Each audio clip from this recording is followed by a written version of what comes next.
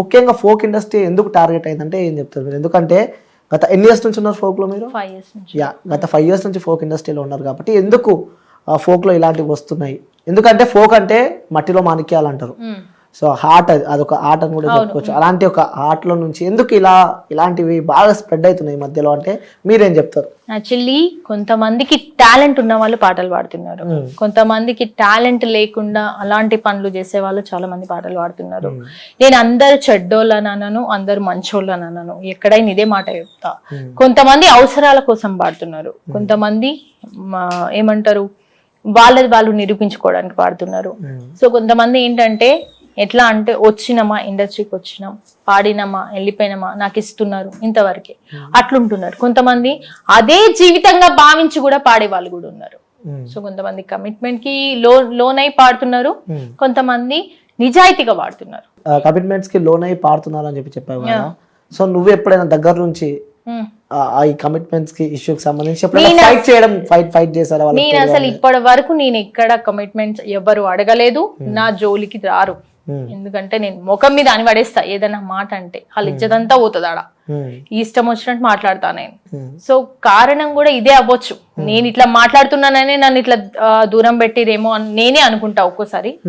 So actually 1 year అంటే నేను పాడిన పాట హిట్ అయిన తర్వాత నేను అందులో కనిపించలేదు, ఎందుకంటే నాకు ఎవ్వరు సపోర్ట్ లేదు. నాకు అసలు తీసుకొచ్చిందే అంటే యాక్చువల్లీ వాళ్ళు నా పాట విని, బతుకమ్మ పాట విని ఈ అమ్మాయికి టాలెంట్ ఉంది అని చెప్పేసి వాళ్ళు తీసుకొచ్చి ఒక 10 songs పాడించడానికి ట్రై చేశారు. అది కాకుండా చేసిన వాళ్ళకి అందరికీ చెప్తున్నా ఇప్పుడు కూడా, వాళ్ళకి పక్క పతనం స్టార్ట్ అవుతుంది వాళ్ళకి. సో ఆ 10 పాటలు నేనే పాడాల్సింది, కానీ వాళ్ళని మైండ్ అంతా డైవర్ట్ చేసి వాళ్ళకి ఇలా చేసుకుంటే మీకు ఇలా వస్తుంది, మీరు ఇంత ఖర్చు పెడుతున్నారు, ఇది చెప్పి అది చెప్పి ఇది చెప్పి మొత్తానికి వాళ్ళ మైండ్ డైవర్ట్ చేసి. ఎందుకు వాళ్ళకి ఏమవసరం మిమ్మల్ని టార్గెట్ చేయాల్సిన అవసరం? అంటే పాటలు వాళ్ళు రాస్తారు, వాళ్ళే రాస్తారు, వాళ్ళే మ్యూజిక్లు చేస్తారు. సో వాళ్ళకే కదా ఇంపార్టెంట్ ఉంటది. సింగర్స్ అంటే వాళ్ళ దగ్గర 100 ఉంటారు, వాళ్ళు ఎట్లా చెప్తే ఇట్లా వినేటోళ్ళు మస్తు మంది ఉంటారు. వాళ్ళందరినీ పట్టుకోవచ్చు. ఈమెందుకు, ఈమె అవసరం లేదు, ఈమె ఉన్నదంటే మినిమం ఒక సాంగ్ అనే పాడాలి ఈమెకి అని చెప్పేసి అట్లా ఆలోచించి నేను పాడిన పాటలు కాదు కాదు కాదు కాదు అనుకుంటా వాళ్ళకి తెలిసిన వాళ్ళని తీసుకొచ్చి పాటలు పాడించారు వాళ్ళు. సో అట్లా నేను వాళ్ళని బ్యాడ్ అనట్లేదు, నాదే తప్పు. ఎందుకంటే నేను అనుకున్నా కదా వాళ్ళని, అందుకే నన్ను దూరం చేసారు. చూస్తుంటే ఏమనిపిస్తూ ఉంటుంది, ఎందుకంటే ఆ ఫోక్ ఇండస్ట్రీలో కొన్ని సందర్భాలు కూడా ఉంటాయి. సో దగ్గర దాకా అవకాశాలు వచ్చి కోల్పోయిన సందర్భాలు కూడా ఉన్నాయి.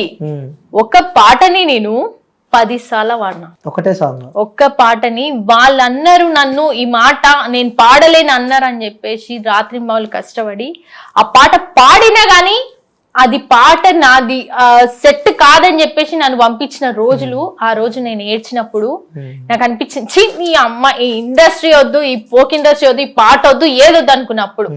ఆ తర్వాత నెక్స్ట్ వచ్చిన పాటను కూడా ఈ అమ్మాయికి సెట్ కాదన్నారు. ఇంకో నెక్స్ట్ వచ్చిన సాంగ్ కూడా నాకు సెట్ కాదన్నారు. ఇంకో దగ్గర మొత్తం పాట వాడినాక కూడా ఈ అమ్మాయికి పాట సెట్ కాదన్నారు. అట్లా నేను దగ్గర ఒక 10-15 ఎదుర్కొన్నా.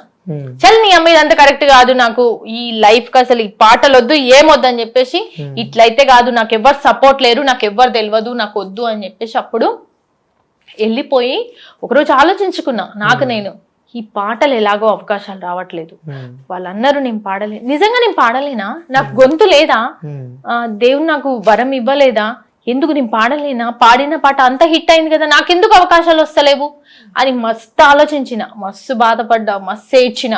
తర్వాత అనుకున్నా ఇంకా ఏం చేయగలుగుతా నేను, ఇది కాకుండా ఇంకా ఏం చేయగలుగుతా, ఇది కాకుండా జాబ్లా నా వల్ల కాదు, వెళ్ళి పొద్దు నుంచి రాత్రి దాకా కూర్చోవడం నాకు అది కాదు, ఏం చేయాలి. అలా అని కూడా 1 year నేను సాఫ్ట్వేర్ చేసిన, మ్యాపింగ్ చేసిన, అందులో కష్టపడ్డా చాలా. అంటే చాలా వాళ్ళు ఇష్టం వచ్చినట్టు, అంటే వాళ్ళు ఇష్టం వచ్చిన షిఫ్ట్లు వేసేటోళ్ళు, అట్లా కూడా కష్టపడ్డా. ఇది కూడా కాదు, కరెక్ట్ కాదు, నేను ఏదో చెయ్యాలి అని చెప్పేసి అప్పుడు పాటలు పాడుతుంటే కూడా ఒక ఆలోచన వచ్చింది, తెలంగాణ స్లాంగ్ నేను మంచి మాట్లాడతా, యాంకరింగ్ ఎందుకు చేయొద్దు, నేను యాంకరింగ్ చెయ్యాలి, ఎవరిని అడగాలి, ఎవరు తెలియదు, ఎవరిని అడగాలి అని అప్పుడు ఆలోచిస్తుంటే మా అన్న ఒక అన్న పరిచయమే ఇంకో అన్నని పరిచయం చేసి దింపిడం. అక్కడ దుమ్ము దుమారం అని ప్రోగ్రామ్ చేసిన. ఆ తర్వాత నెక్స్ట్ వాళ్ళకి ఏమో డిస్టర్బెన్స్ వచ్చినాయి, ప్రోగ్రామ్ తీసేసారు. ఆ తర్వాత ఏం చేయాలి, నాకు ఎవ్వరూ తెలియదు, ఎటు పోవాలి, ఈ ప్రోగ్రామ్ అయిపోయింది, 1 year వేస్ట్, ఏం చేయాలో తెలియట్లేదు. అప్పుడు మెల్లగా అప్పుడు యూట్యూబ్ సర్చ్ చేస్తుంటే కింద నేమ్స్ వస్తాయి కదా, సార్ వాళ్ళందరికీ కాల్స్ చేసి మెసేజ్ చేసి సార్ ఒక్క అవకాశం ఇవ్వండి పాట పాడడానికి అని ఎంత బతిమల్లా గానీ ఒక్కనికంటే ఒక్క నా కొడుకు కూడా అసలు కొంచెం కూడా దయ జాలి గుణం ఏది లేదు. కొంతమంది అయితే అడిగిరు కూడా, నీకు పాటిస్తే మాకేంది అడిగినారు, కానీ వాళ్ళకి నేను సమాధానం చెప్పలేదు. లైట్ తీసుకున్నా, నాకు తెలుసు ఏదో వాళ్ళందరూ ఇట్లనే ఉంటారని కూడా. సో నేను వాళ్ళకి సమాధానం చెప్పలేదు. కానీ ఒక అన్న దయదలిచి ఒక పాట ఇచ్చింది నాకు.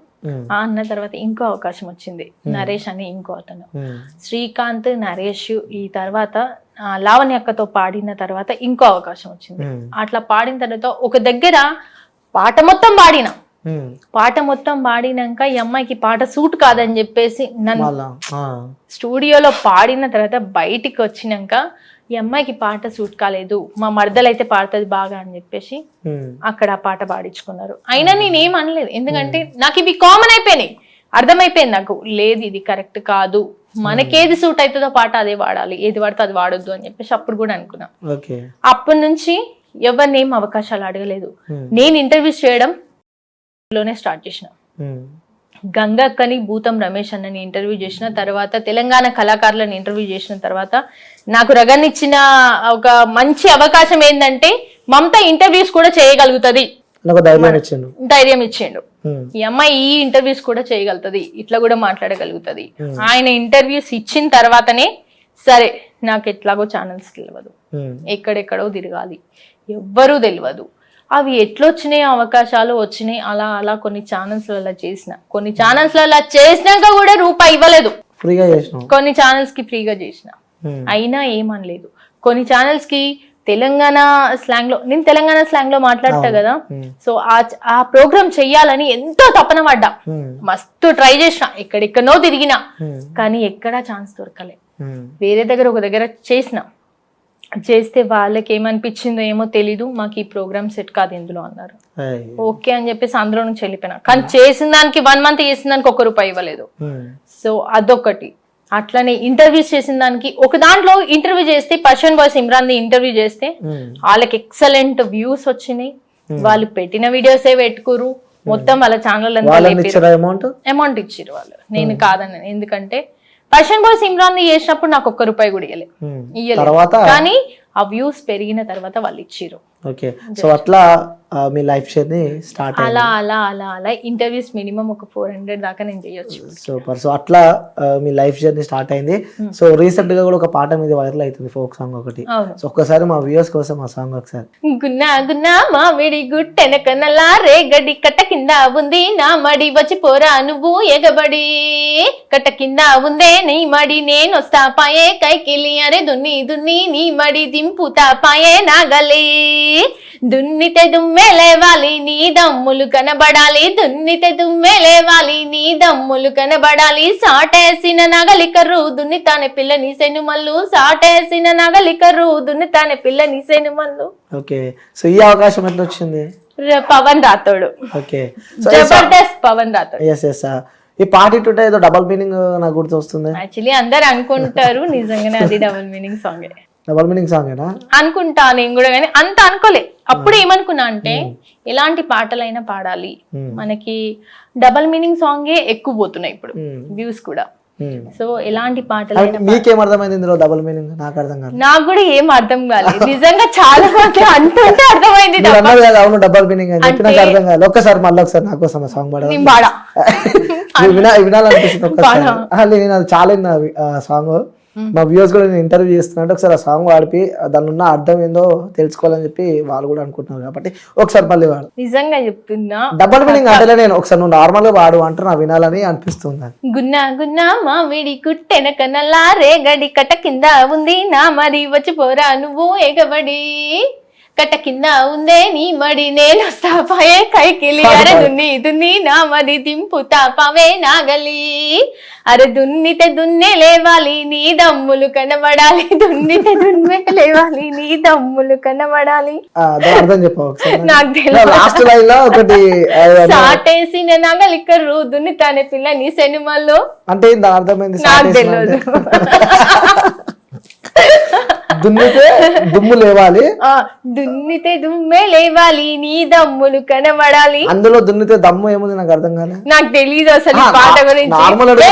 అది పొలం గురించి డబుల్ మీనింగ్. పొలం దున్నాలంటే ట్రాక్టర్ అది ఏమంటారు డ్రైవ్ చేయాలి కదా, దానికి దమ్ము ఉండాలి అని. దమ్ము ఎందుకు నడిపితే కాళ్ళు చేతులు ఉంటే దానికి దున్నడానికి దమ్ము ఉండాలి. అవును. ఓకే ట్రాక్టర్ పాటను నాకు నిజంగా తెలియదు దీని గురించి. నాకు ఒక అక్క ఫోన్ చేసి ఏం మమతా ఇట్లాంటి పాట వాడినా అంటే ఎట్లాంటి పాట వాడినా అక్క అంటే పిచ్చిదా నాకు తెలియదు అని. నువ్వు ఎట్లాంటి పాట వాడినా అంటే ఏం లేదు అక్క పవన్ వాడమని నేను పాడినా. అది మళ్ళీ ఎవరెవరు తెలుసా, నేను జబర్దస్త్ జీవన్ నేను ఇద్దరం పాడినాం ఆ పాట. అవునవును. సో నీకైతే ఏం అర్థం కాలేదు అందులో, నార్మల్ గా వాడినా డబుల్ మీనింగ్ అసలు అందులో ఏం లేదు. అందులో ఇంకొన్ని లిరిక్స్ పాడారు లేదు నాకు తెలీదు. అది అయిపోయింది, ఇంకా కొంచెం లిరిక్స్ ఉంటాయి కదా అందులో, మెయిన్ లిరిక్స్ అది ఒకసారి పాడారు. నాకు అంతా గుర్తులేదు. పాట ప్రారంభించే మమత పాట పాడడానికి సిగ్గుపడుతుంది. ఆ పాట కాకుండా ఇంకో పాట పాడమని పాట. ఎందుకు అదే పాట ఎందుకు? పాట ఫుల్ వైరల్ అవుతుంది ఇప్పుడు. అంటే పాటకు అన్యాయం చేస్తున్నావు నువ్వు ఇప్పుడు. లేదు పాటకు న్యాయం చేస్తున్నావు అన్యాయం చేస్తున్నావు ఇప్పుడు నాకు. మరి పాడు మరి. పాడకుంటే పాట మీకే నచ్చదు అన్నట్టు అర్థం. అర్థమైందా? ఒకవేళ నువ్వు పాట పాడకుంటే దానికి అన్యాయం చేసినట్టు అవుతుంది. ఇష్టం లేని పాట నువ్వే వాడినట్టు అవుతుంది. జనాలు కూడా వినరు. ఇప్పటి నుంచి వ్యూయర్షిప్ కూడా అయిపోతుంది ఆ పాట ఇష్టం. మరి పాడు మరి ఒకసారి. ఆ సాంగ్ అయిపోయింది. లేదు నిజం చెప్పు. ప్రామిస్ నేను అబద్ధం చెప్పను. సరే ఇంకొక సాంగ్ వాడు మంచిగా. ఏం సాంగ్ వాడాలి? ఇన్ని 5 years నుంచి నువ్వు ఫోక్ ఇండస్ట్రీలో ఉన్నావు కాబట్టి సో ఇందులో నీకు ఇష్టమైన సాంగ్, ఫేవరెట్ సాంగ్ మరి దున్నితే అవి కాకుండా.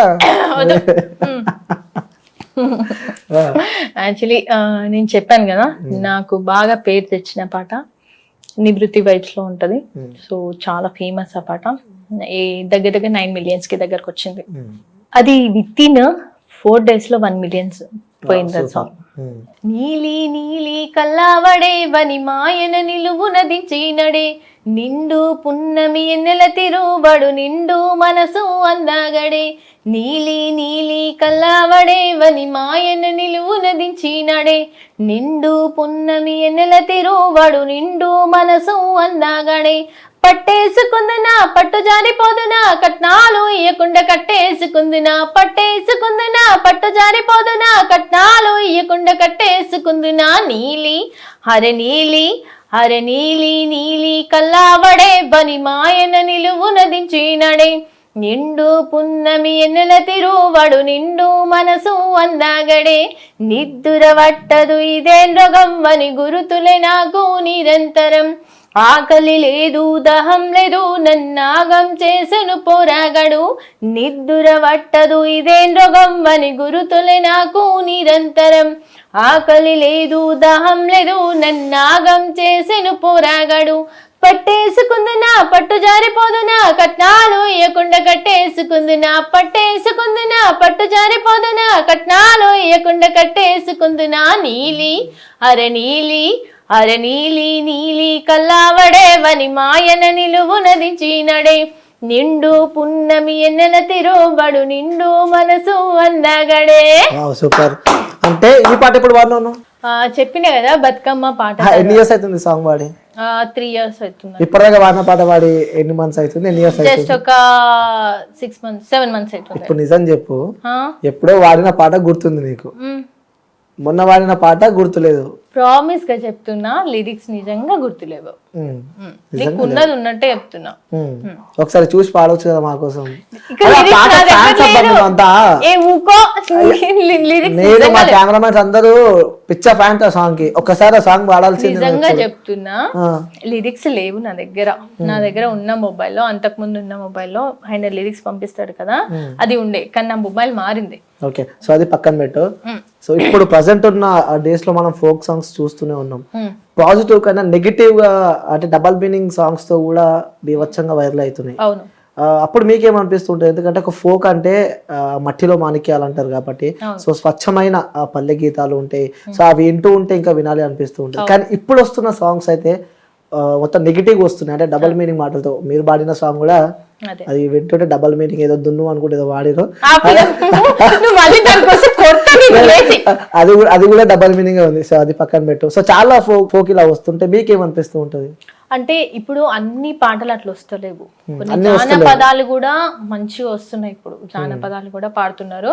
కొన్ని అట్లాంటి సాంగ్స్ ఎక్కువ ఏంటంటే ఇలాంటి సాంగ్సే వైరల్ అవుతున్నాయి, అందుకే అలాంటి సాంగ్స్ పాడుతున్నారు చాలా మంది.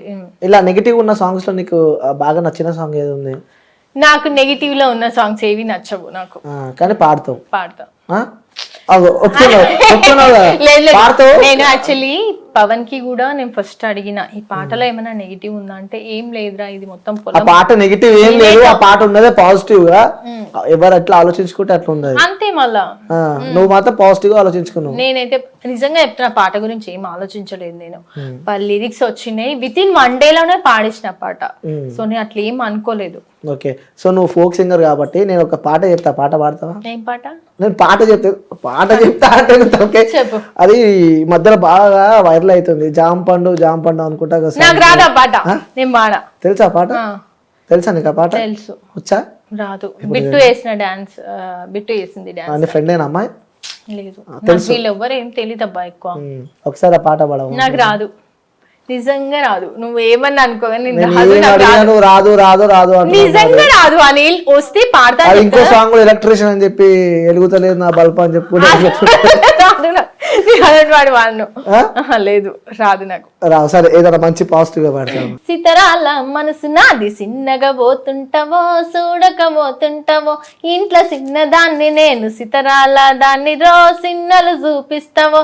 సితరాల మనసు నాది, సిన్నగా పోతుంటావో చూడకపోతుంటావో, ఇంట్లో చిన్నదాన్ని నేను, సితరాల దాన్ని రో సిన్నలు చూపిస్తావో. ఓ పిల్లగ వెంకటేష్ చూడకపోతుంటావో కానకపోతుంటావో, నా పిల్లగ వెంకటేష్ చూడకపోతుంటావో కానకపోతుంటావో. Okay, super. సో ఇంకొకటి సూటిగా అడుగుతా క్వశ్చన్ ఇది, అంటే నువ్వు ఇంటర్వ్యూకి వచ్చే ముందు నీ గురించి నేను ఎంక్వైరీ చేసిన అనమాట. సో బాసాని మమతకి ఫుల్ యాటిట్యూడ్, ఫుల్ బలుపు, మామూలు ఉండదు అని చెప్పి కూడా అంటున్నారు కొంతమంది.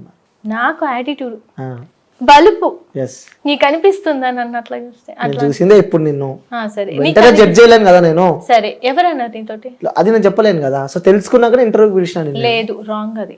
నేను ఎవరి దగ్గర యాటిట్యూడ్ చూపియను, ఎవరి దగ్గర బలుపు. అందుకోసం అవకాశాలు పొడగొట్టుకుంటుంది. లేదు,